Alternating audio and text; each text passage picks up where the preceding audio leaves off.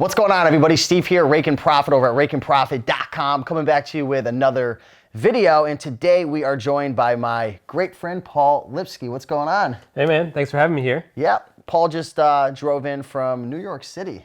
Yep. So really excited about this because just a quick introduction. Paul actually used to be a lawyer, right? Full-time lawyer in the... Yeah, for a few years I was an attorney. Yeah, man. And you know, just to make this a short story, we'll talk more about his story in another video. We're going to make a bunch of videos, but he literally quit his job as an attorney. And since then, over the last, two and a half years, you've done how much on eBay, dropshipping? 2.4 million. Oh my gosh. And that's not it. In Amazon, you've done? About $500,000 on there as well. So this guy has a ton of experience, and just want to share a little bit about him real quick. But in this video, we're going to be talking about the honest truth. You know, is dropshipping over in 2019? Because, you know, over the last couple of months, it's been a little shaky for us dropshippers on eBay. So why don't you share with everybody what's happened, maybe for the people who don't know about what happened recently, or for maybe the people who are interested in starting dropshipping, but maybe some people are going to say, don't do it, or you should do it. So let's just kind of like settle the score and talk about like what's going on. Yeah, so about a month ago, I'd say at this point, eBay very quietly changed some wording on their website and said, you know, dropshipping is perfectly allowed, which they've always said, but it's not allowed to dropship from other retail websites like Walmart.com. Well, they didn't use the example as Walmart, but that's like retail websites. Exactly. An example of that would be Walmart or Amazon. So it was very quiet. They didn't make a big deal out of it. And so I don't even know if we knew right away when the change happened, but then somebody brought it to the attention of, you know, the whole dropshipping community. It exploded on social media. Like everybody was sending the screenshot of what what eBay sent out, and people panicked. Yeah, and understandably so, because, you know, when you see something like that and you're dropshipping on eBay, what does that mean? And if they put that out there, why are we continuing to dropship and we're not getting in trouble for it? So, you know, everyone was understandably concerned, but, you know, I'm not the type of person, I don't like to react, because every time I react very quickly, it usually end up making a mistake, right? And that's what most people do. I've seen it happen from Kindle Publishing to the eBay changes a couple years ago. There's been changes with PayPal, all different types of things. Yeah, people panic and they just abandon. Yeah, and you put money into it, you put time into the business, and, you know, people just jump ship as soon as, you know, something like this happens. But what we found since that happened is that, you know, I have a good friend, and he did get suspended from eBay under this rule, but besides him, no one else. Because I didn't really hear of, I heard of that one guy who's our friend who got suspended, and it just set off like a chain of events. Everyone panicked. Yeah, so everyone heard about the rule change, they heard about what happened to our friend, and they just assume that it's going to happen to everyone. They generalize that everybody's dropshipping business is the same, and there's actually specific models within the model of dropshipping that they like and don't like. Right. And, you know, we've spoken with Anchor Support, which is like kind of like a higher customer service over there, and they basically have told us that eBay's just sick of bad dropshippers. And, you know, that can be said about sellers in general. There are good sellers and there are bad sellers. What's a bad drop shipper? Just anything you would expect. Things like, you know, not fulfilling your orders on time, putting a short handling time and not meeting those deadlines, doing bad customer service, not helping with returns or making the return process harder. You know, you want to provide good customer service. It's a bad customer experience, and at the end of the day, as a drop shipper, if you create a bad experience, the customer doesn't say, oh, I hate Paul, I'm never shopping from his store again. He says, I don't like eBay, I'm going on Amazon, or I'm going on Etsy, or I'm going on wherever. Right, yes. These customers are not ours, they're eBay's. And you sell on Amazon, they're not your customers, they're Amazon's customers. And a lot of people lose sight of that. So that's why eBay is trying to create the best experience for their buyers. They kind of generalized things and thought that all drop shippers were bad. And it's just not true. There's a few bad eggs. And, you know, I think a lot of people see that eBay dropshipping has a low barrier to entry, so they think that means that they can easily get started and be lazy with it, which this is a business, so you can't be lazy like that. So we kind of covered like the TOS update. why people are getting suspended, which actually there's not a ton. I've only really heard of one, and there might have been a couple people in the forums that said it happened to them, but I haven't really heard of too many people getting suspended. We talked about kind of why they did it, and it's really, I feel the reason why they put this in the terms of service is because in the past, and feel free to disagree, but this is just my opinion, I feel like they updated the TOS because in the past, if they wanted to kick somebody off, the language of their terms of service wasn't specific enough, so it's almost as if they couldn't easily kick them off. And now they changed it, so it's like if you do anything wrong, they can boot you easily. Yeah, that's kind of the consensus that I've come to too, is that, you know, they just need, before, if you were violating rules, if you weren't providing good customer service, they would kind of have to make up a reason to suspend you. Now they can at least use this as an excuse if you're not doing a good job helping their customers. Yeah, at the end of the day, as long as you're creating a great experience, you're shipping your items out on time, you're not canceling orders, eBay makes a ton of money off of drop shippers, a ton, and Amazon does as well, a ton. There's so many products, there's so many, I don't know if you have any statistics to share or anything that you know of.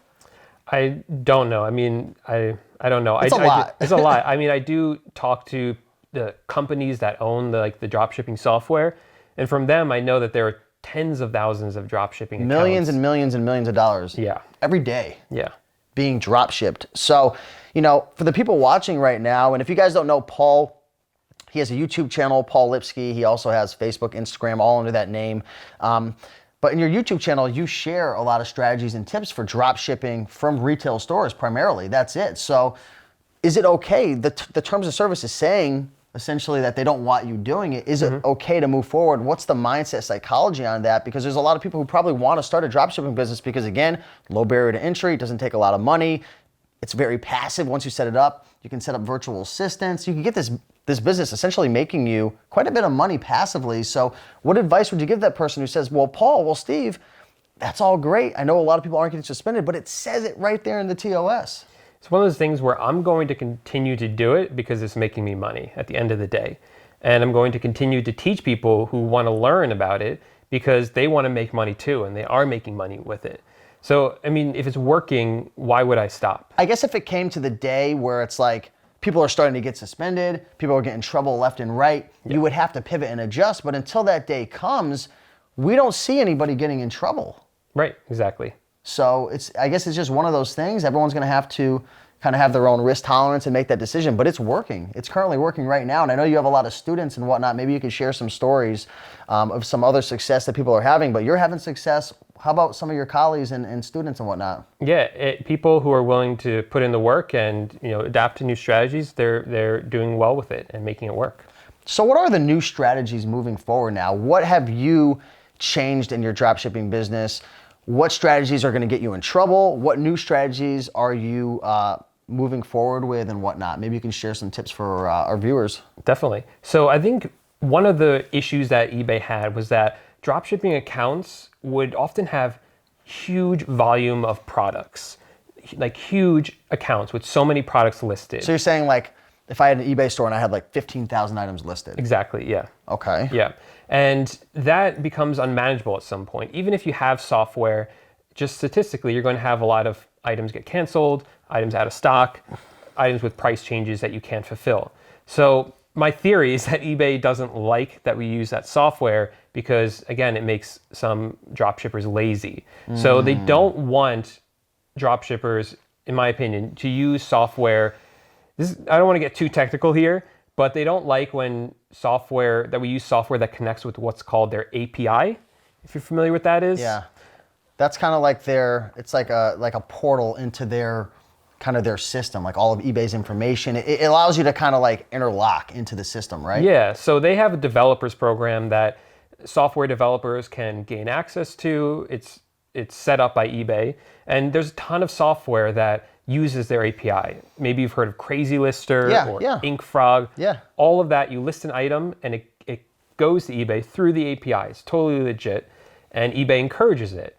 But I don't think anymore that they're like the way that the dropshippers are using it, which is to reprice items based on price changes on our suppliers' websites. Yeah. So what I'm doing is I've created accounts that don't use the API. And we have found that that has a significant benefit to our sales. Okay, interesting. So if you guys are interested in this, we've got a couple more things to cover. Definitely check out his YouTube channel, Paul J. Lipsky, right? Yep. And also he does have a course as well, which is called Dropshipping Titans as well, which I'll link up down below if you want to check it out. And I've got a bunch of bonuses that I'm throwing in as well. So if you do decide to watch his YouTube channel or check it out, yeah, it's definitely a great course, and he teaches all this inside of it.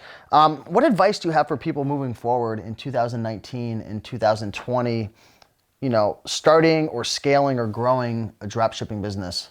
So if you want to get started with it, I really recommend you get started the right way. We talked about some of this API stuff. You don't want to make mistakes right from the beginning because it's hard to backtrack and then to kind of get off eBay's radar once they've kind of flagged you for using that software. So just make sure you set it up correctly when you get going so that you don't have to run into the problems later and then figure out a way to, you know, get out of it later, so to speak. So in your course, do you teach step by step how to set everything up and how to do that? Yeah, so I literally just updated the course maybe 2 weeks ago with all these new strategies to help you avoid all the issues I experienced. Okay, cool. So definitely some great tips so far. What future predictions do you have in terms of drop shipping on eBay over the year of 2019, moving into 2020, 2021? I know you don't have a crystal ball here, but where do you see things going? Do you see this business to continue to grow? Do you see, I don't know, what do you see for people who are looking to get into this? So what I'm seeing right now is, or my prediction right now, is that there are a lot of people who aren't aware of these changes that are happening on eBay and don't know how to deal with them. So they're either doing one of two different things. They're either backing off and leaving, or they're using the same strategies that they used to use, which don't work anymore, which leaves a huge gap, a lot of potential for people who do understand the new strategies. So I think there's actually a big opportunity here for people to kind of come in and start to use these new strategies, use these new techniques to start being successful before other people catch up. Yeah. I have quite a few friends, including yourself, who dropship on eBay, and I've been actually hearing people having more success lately, and I feel like it's because a lot of people are just running away. Yeah. They're just scared. I've seen this happen with Kindle publishing, especially back in the Kindle publishing days when the rules changed. Everybody ran away. And now I still have friends who are making $10,000, $15,000, $20,000 a month from it. Wow. And yeah, in terms of drop shipping and just in business in general, I don't care if you run a YouTube channel, you're selling clothing on eBay, you're drop shipping private label, wholesale, or you run a local pizzeria. There's a couple guarantees in life. You're gonna die one day, I'm sorry. You're gonna pay taxes if you make money. And number three, if you run a business, issues gonna hit the fan from time to time. It's just the way it works. There's always gonna be changes. So the people who are successful over the long haul, 5, 10, 15, 20 years, and this is why most businesses fail within a couple of years, is because when they get hit with that punch, when something goes wrong, you have two options. You can go through that uncomfortable feeling and figure out a way to make it work, or you can give up.